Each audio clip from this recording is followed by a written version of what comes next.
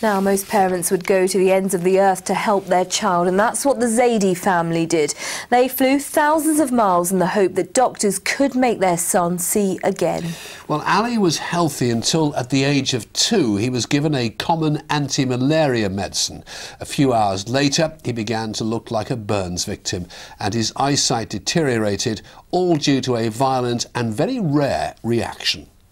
With their son facing permanent blindness, the family was told their only hope was a world-renowned hospital in Sussex, and a charity funded their trip. Nasreen Issa takes up the story. For the next few weeks, this hotel room in Gatwick will be the Zaidis' new home. Their hopes and dreams for Ali are resting on the doctors in Britain. The family say their son would have few opportunities in Pakistan, in a society which isn't kind to people with disabilities. Refusing to give up, they spent hours searching the internet, where they discovered a hospital in Sussex.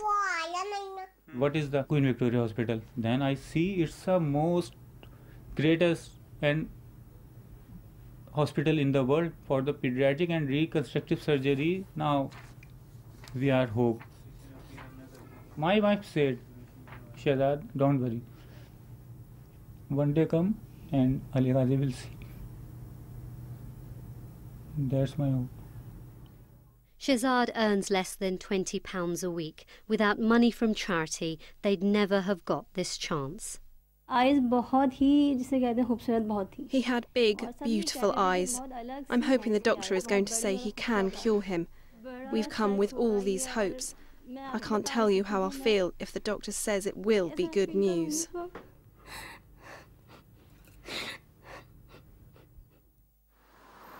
The Queen Victoria in East Grinstead is renowned for treating some of the most complex eye conditions in the world. Specialists and plastic surgeons here will assess whether they can rebuild Ali's eyes. We would reconstruct his lids, probably do a mucous membrane graft, so from the inner lining of the mouth we would transplant tissue across to his lids. The first thing we need to do is make sure he's got some moisture. It's like planting seeds on rock, they're not going to grow.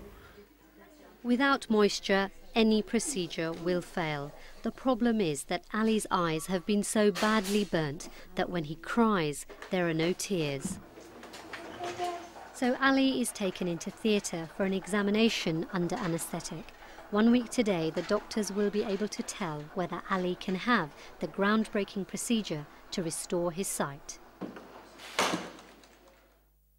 Hey Ali, how are you?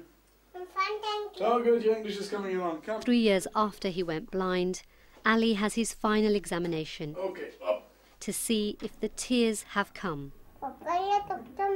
After all this work, the family's prayers have not been answered. There's nothing that we can do right now because there's just no water there at all. There are no tears. If we do any operation, it'll all dry up, it won't work. There's nothing that you can feel guilty about, there's nothing that you did.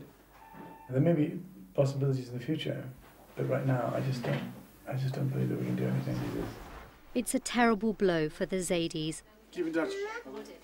But as they begin to digest today's news, they know they did everything they could. I think that maybe, God willing, one day it will happen. Maybe not now, but one day. It's been a long and emotional journey for Ali and his family. Surgeons here weren't able to help him see again. But the skills and technology at this hospital will change the lives of thousands of others who walk through these doors. As for Ali, he and his family head back to Pakistan. Devastated but determined. They know the difficulties that lie ahead, but refuse to give up hope. Nasreen Issa in East Grinstead for Meridian Tonight. Disappointing news for Ali's family there, but our reporter Nasreen Issa joins us now. You've been in touch with Ali's family. How are they? They're well. They're back in Pakistan. You know, Ali's such a happy and brave little boy. You know, this wasn't the outcome we wanted, but Ali's only 5. You know, in his lifetime, there are going to be a number of medical breakthroughs that could help him. By the time he's a teenager, by the time he's a young man, he may see again. So there is still some cause for optimism. Fingers crossed. Nash, does this happen often at East Grinstead? People coming from all over the world for this specialised treatment? It does. World-renowned hospital with doctors at the cutting edge of their field. But it's important to note that these patients are not treated on the NHS. This is private. And for people who can't afford the treatment, like the Zaidi's, very often charities are involved in raising the money, and the doctors give up their time and expertise for free. Like I said, this wasn't the result any of us were hoping for, but you know, the doctors did so much to ease Ali's pain, and they're going to stay in touch with the doctors out in Pakistan, giving them specialist advice to keep Ali's eyes in the best condition and give him the best chance for any future sight-saving operation. We shall keep our fingers crossed. Absolutely. We shall say our prayers, and you'll follow him wherever he goes. Thanks for joining us. So. More headlines, and an animal charity is warning about the dangers of